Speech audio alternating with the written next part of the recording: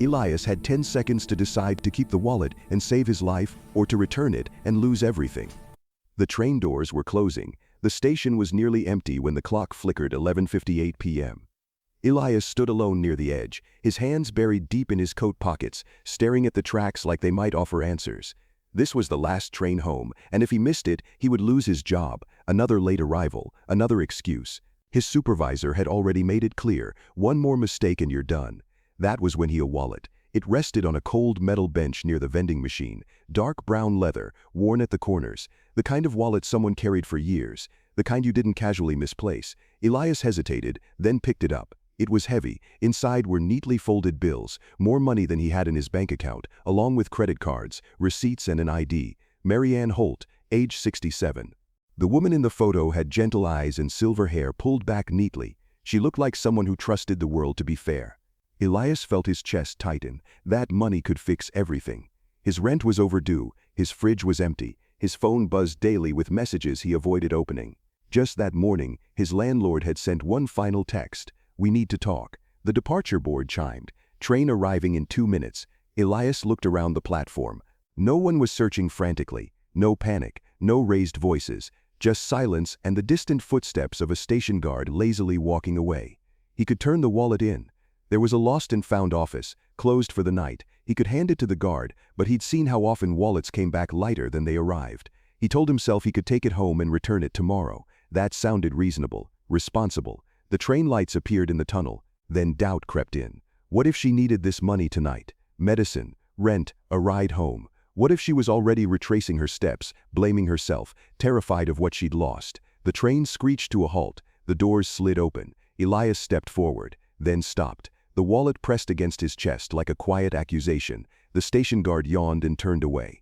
Elias boarded the train. The doors closed. As the train pulled away, Elias sat by the window, watching the platform vanish into darkness. His reflection stared back at him, tired eyes, unshaven face, a man who once believed he'd be more than this. He hadn't stolen anything, not yet.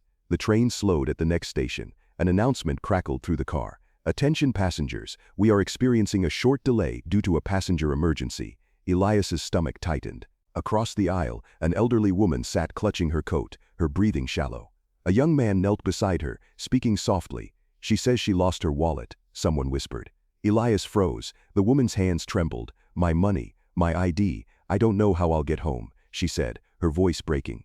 Elias didn't need to see her license. He knew this was Marianne Holt. The wallet suddenly felt heavier than before. This was his moment. He could stand up, walk over, hand it back, end this. But if he did, he'd be late. Again, and late meant fired. Fired meant eviction. Eviction meant starting over with nothing. The conductor called for assistance. Time stretched thin. Two futures collided in Elias's mind. In one, he returned the wallet and went home empty-handed, honest but broken. In the other, he stayed silent, safe, but carrying a guilt that would follow him everywhere. Marianne's eyes scanned the train. They met his. Something in her expression, fear mixed with hope, shattered every excuse he had left. Elias stood.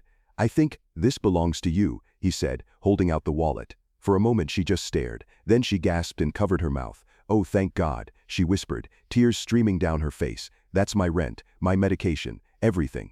The people around them smiled. Someone patted Elias's shoulder. "You did the right thing," the conductor said. Elias nodded, though his chest felt hollow. The train moved again. When Elias got home, his phone buzzed. An email from work. "Your employment has been terminated due to repeated tardiness." Elias stared at the screen. No anger, no shock, just silence. Weeks later, while waiting in line at a job center, a familiar voice called his name. "Elias?" He turned. Marianne Holt stood there, smiling. She had told her story, about the wallet, about the train, about the man who chose honesty when it cost him everything. Someone had listened. And sometimes the hardest choice doesn't save you immediately, but it tells you who you are.